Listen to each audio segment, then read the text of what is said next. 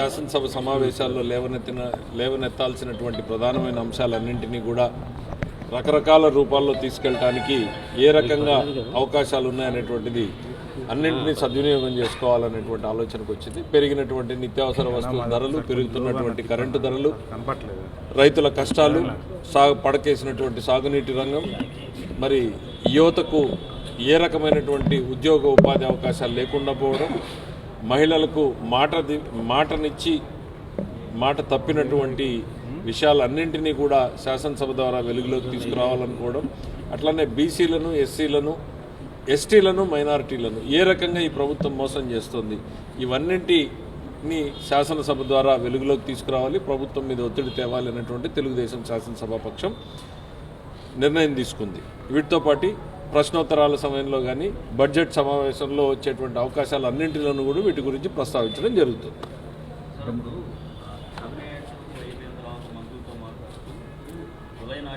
మిత్రులు అడిగినట్టు ముఖ్యమంత్రి గారు కేబినెట్ అయిపోయాక మాట్లాడుతూ జూలైకి విశాఖపట్నం వెళ్తాము అనేటువంటి చెప్పారు.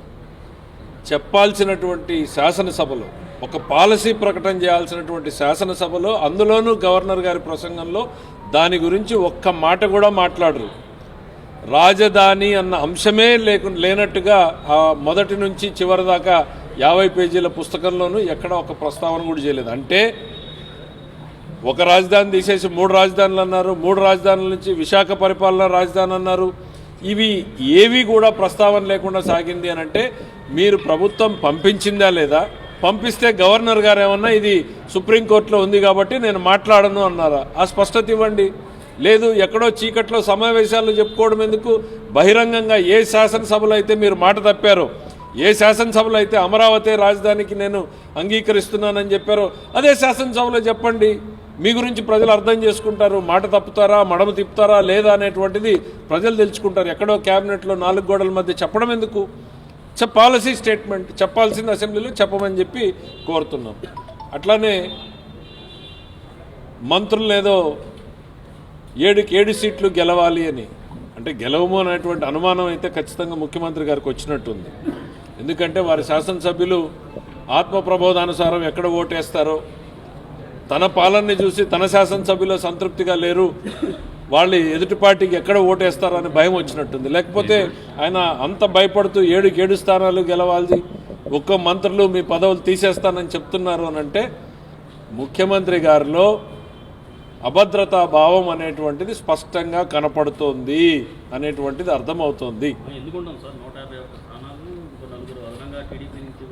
మీరు ముఖ్యమంత్రి గారిని అడగాల్సిన ప్రశ్నను అడుగుతున్నారు. ఎందుకు భయపడుతున్నాడు ముఖ్యమంత్రి గారు? మరి 151 + 4 అని మీరే చెప్తున్నప్పుడు మరి ఆ 4 పట్ల ముఖ్యమంత్రి గారు మొదటి రోజు ఏమన్నారు? ఆటోమేటిక్గా రద్దయిపోవాలండి శాసనసభలో, ఎవరైనా శాసనసభలు ఇటు అటు మారితే deem to have been disqualified అన్నారు. మరి చేయండి, ఈ ఓటింగ్కి ముందే డీమ్ టు బి డిస్క్వాలిఫైడ్ చేయండి.